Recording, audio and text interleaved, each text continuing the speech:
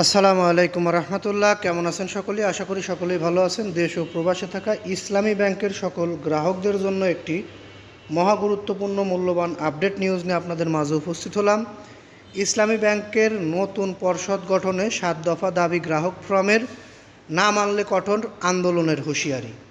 নিউজটি বিস্তারিত জানার পরে আপনি আপনার মতামত জানাতে পারবেন।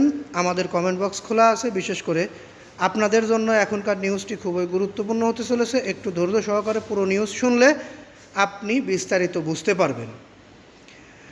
ইসলামী ব্যাংক বাংলাদেশ পিএলসির পরিচালনা পর্ষদ পুনর্গঠন 2017 সালের আগে থাকা প্রকৃত মালিকদের কাছে মালিকানা ফিরিয়ে দেওয়া, ব্যাংক থেকে লুট হওয়া অর্থ উদ্ধার এবং গ্রাহকদের আস্থা পূর্ণ প্রতিষ্ঠার দাবিতে 7 দফা দাবি উত্থাপন করেছেন ইসলামী ব্যাংক সচেতন গ্রাহক ফোরাম।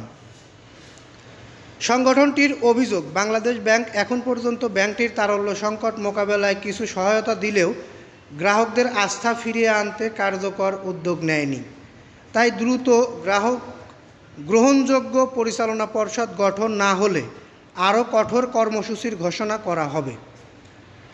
রাজধানীর ঢাকা রিসোর্ট ইনস্টিটিউটে আয়োজিত এক সংবাদ সম্মেলনে সংগঠনের আহ্বায়ক অধ্যাপক নূরনবী মানিক এসব দাবি তুলে ধরেন। তিনি বলেন, ইসলামী ব্যাংক শুধু একটি ব্যাংক নয়, এটি দেশের একটি কোটি কোটি গ্রাহকদের আস্থা, সঞ্চয়, রেমিটেন্স প্রবাহ এবং ক্ষুদ্র ও মাঝারি উদ্যোক্তাদের অর্থায়নের সঙ্গে জড়িত একটি গুরুত্বপূর্ণ আর্থিক প্রতিষ্ঠান।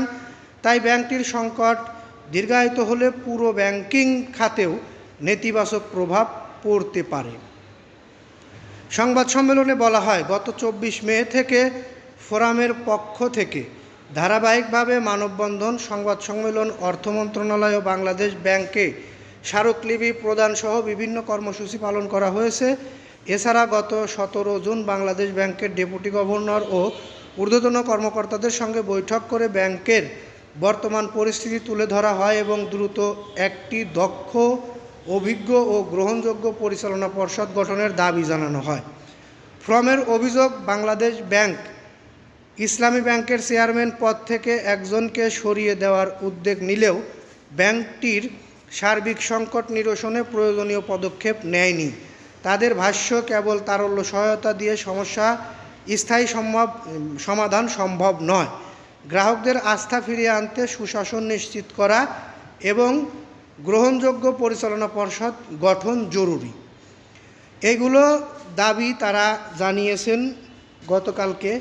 যদি এই দাবি মানা না হয়, অতি দ্রুতই তারা আরও কঠোর আন্দোলন কর্মসূচির ঘোষণাও দিয়েছে।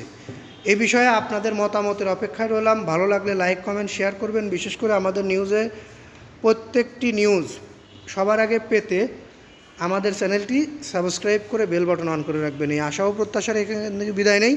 আসসালামু আলাইকুম।